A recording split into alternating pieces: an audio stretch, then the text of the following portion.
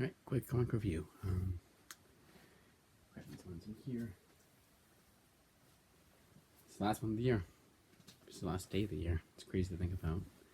Meat Eaters. This one was by Meredith McLaren, who I'm surprised I have not checked out her work sooner, because I do the whole, I got this series from Image from this author.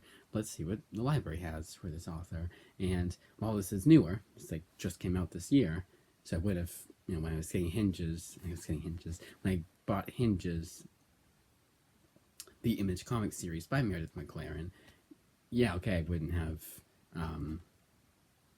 obviously gotten this one. I mean, I did look up what she had written, and they just didn't have anything. Now they have two things by her. So just this one, there's another one. Of course, they're like, oh, well, she did the artwork for these series are unrelated, and it's like, yeah, well, that's cool too. But this one, it's probably not the best first one to read, because this was pretty basic, and has some really odd pacing issues where things just kind of happen and there's like no explanation, and it's just too fast paced to really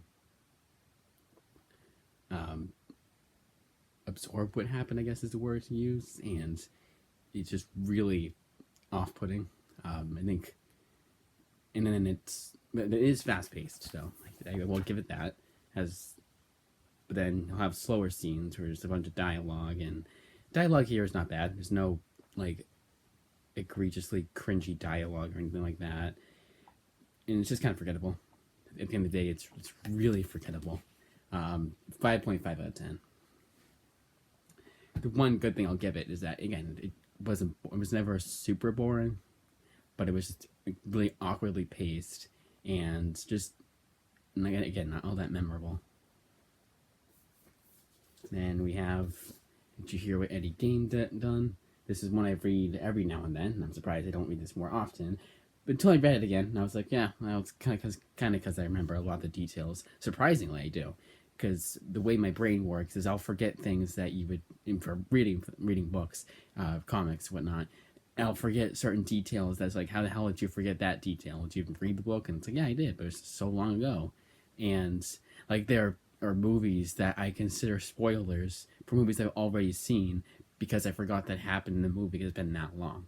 Now that's like years, and this one was only like maybe 1 year, but still, to have remembered a lot of this book, which is based on true events, but it's not like I do a whole lot of research on Eddie Gain, and I actually have not watched the Netflix show or any of the movies, so it's not like Jeffrey Dahmer where I've checked out movies, checked out the Ross Lynch movie, and of course I own My Friend Dahmer, and I read that regularly, so of course I'm going to remember that. This one's less so. So again, it was really surprising I remembered a lot of this. But this is a really good resource for if you want to learn about Ed Gein and you want in a graphic novel format. It's basically what the Netflix show should have been, because I've heard that while it is well acted and the performances are really great, it's not historically accurate. It's like the second season almost. I think less egregiously so. I think people gave it credit that it wasn't as historically inaccurate as the second season was. But this one I definitely give a 9 out of 10. This is a really good resource, again, for if you want to do research on Ed Gein.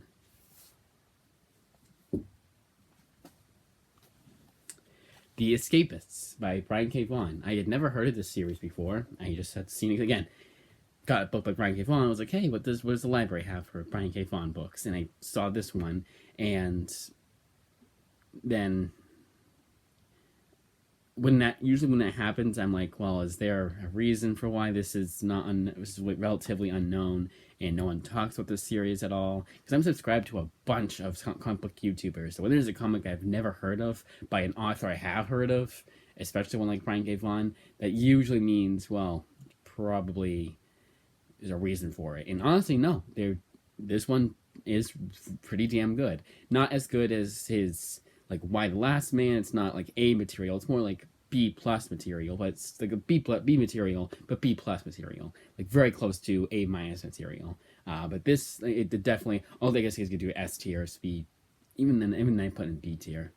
But the S tier would be Y the Last Man, Paper Girls. A tier would be Runaways or something like that. Or actually, S tier would probably be Runaways too. So maybe this would be A tier. I don't know, but this one is definitely good, and I don't want to give away too much because I want everyone to go in as blind as I did. It's not like it's a if you know what the series is about, it's not like a huge thing. Like, oh my god, now the experience is gonna be so different for me. It's just I didn't expect the series to go this route, and I was kind of glad it did. Like there was times without giving too much away, I thought it was based off true events, and it probably gives away a lot because of what you can tell what this Escapist is about.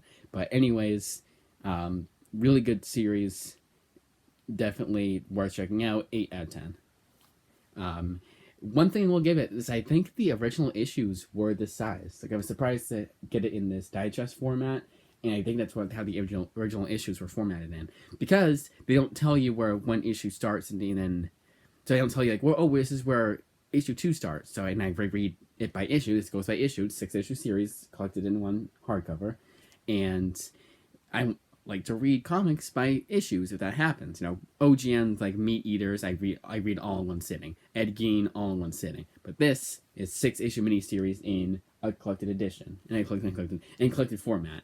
So, you know, it's, and I'm definitely I'm definitely particular about that.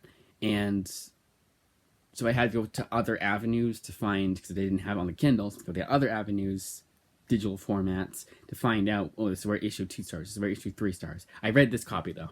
I did not read the digital copy. I read this copy, and it looked different than with the way the website is formatted.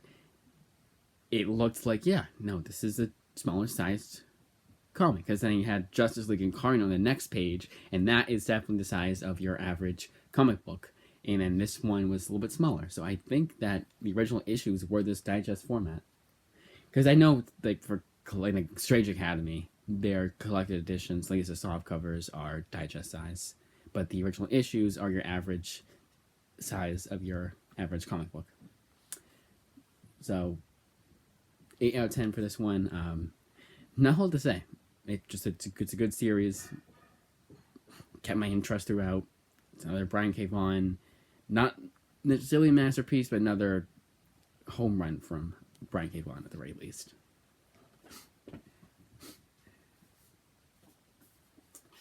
Thunderbolts. This one, I think I started, when I first read it, I think I didn't like it that much, which is crazy to think about because this time around I did really enjoy this one. Little awkwardly written, but only slightly. It's just one of those books that I don't know why, but I could not remember what happened in the previous issue.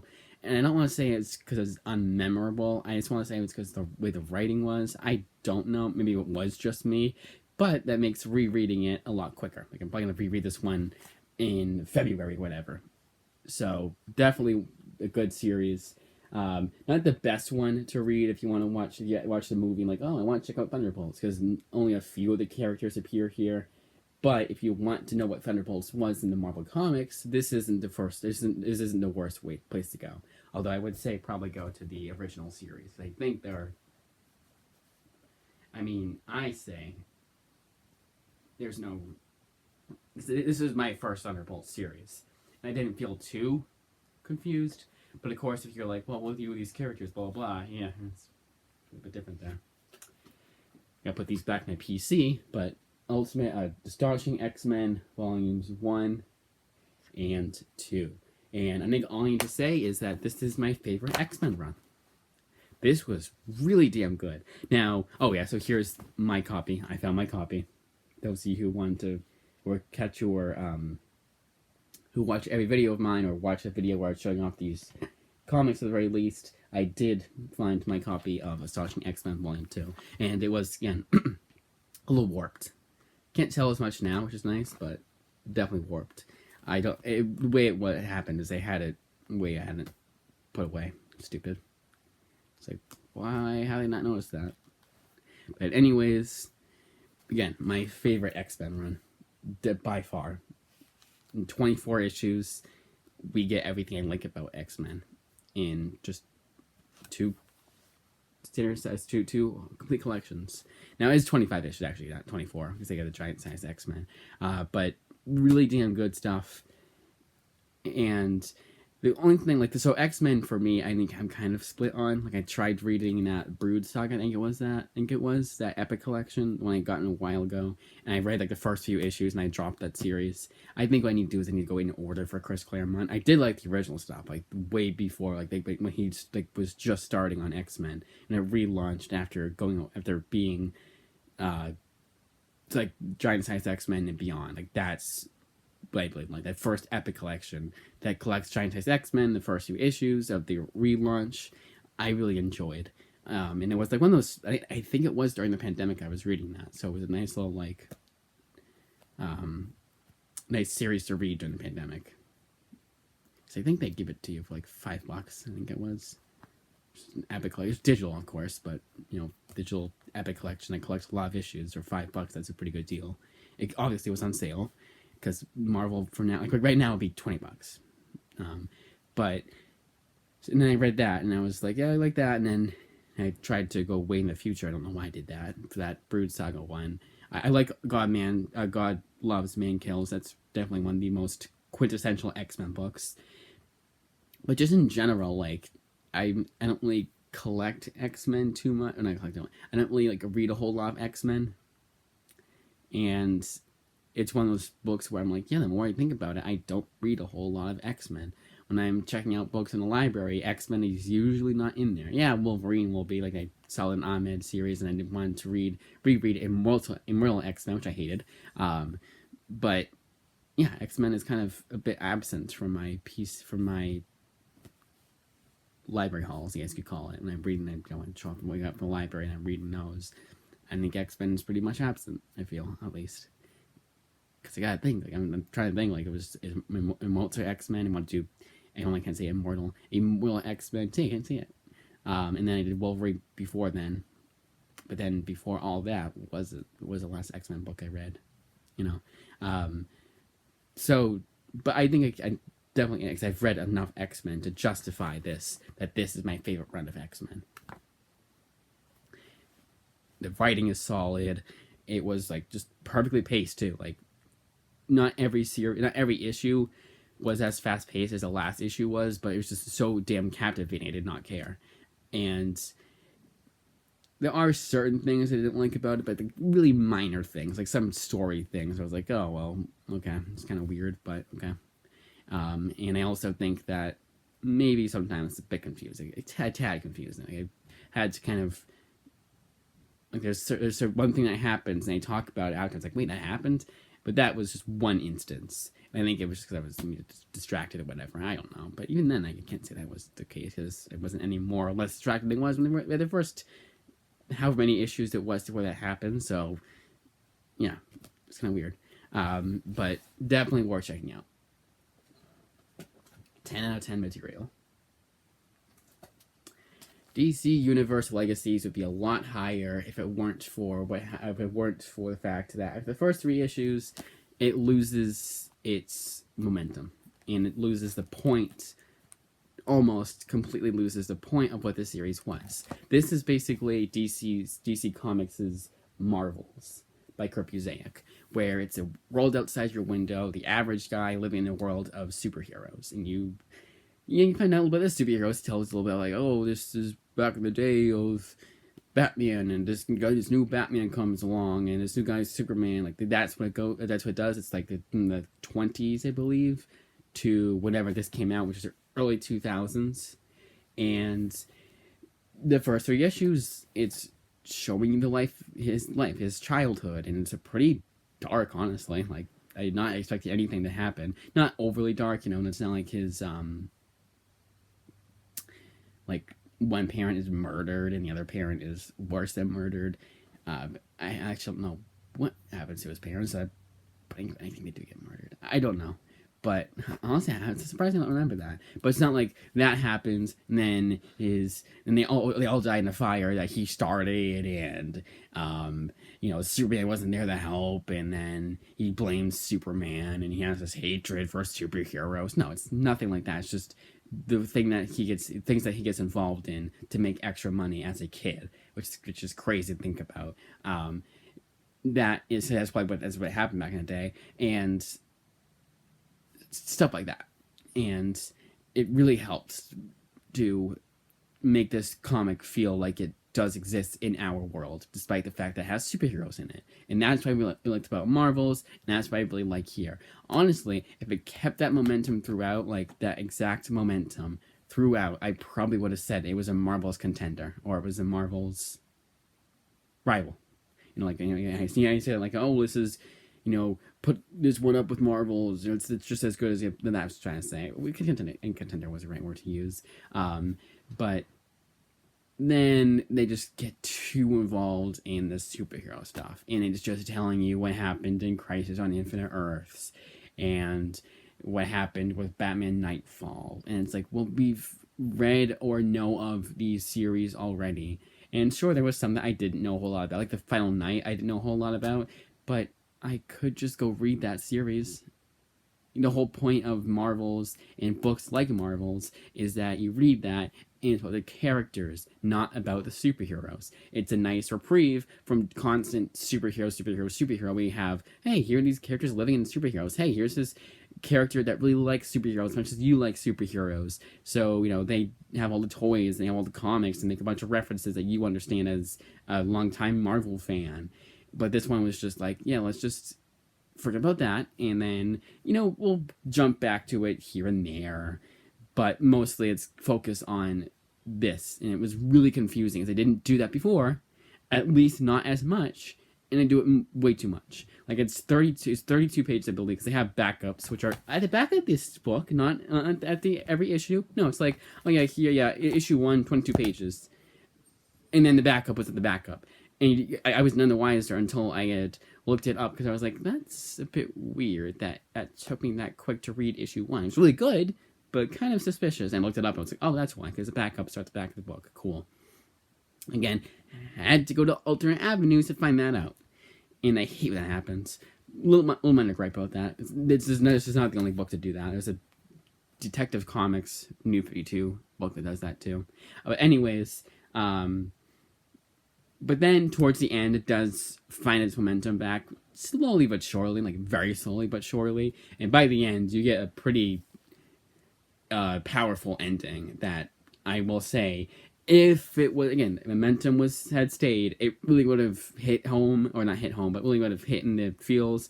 It does still, but not as good, not as much as it should have been. And honestly, because of that, instead of giving it like a 9 out of 10 or a 10 out of 10, it's a 7 out of 10. But a solid 7. Definitely worth checking out, but just know that going in. Because honestly, it really hurt the pacing, too. And finally, Superman by Joshua Williamson, Volume 1. Supercore. This was one that I put in several times. They're like, no, we don't have it. And really annoying when that happens, but so satisfying when they say, oh yeah, we did have this whole time. Ha ha ha. Here you go. It's in your loan books. It wasn't like I asked the library they had it, and I never looked in the cabinet. And I never looked in the bookshelves. No, it's just Interloan books to get from other libraries. The other library was saying we don't have it. I blame the computer system.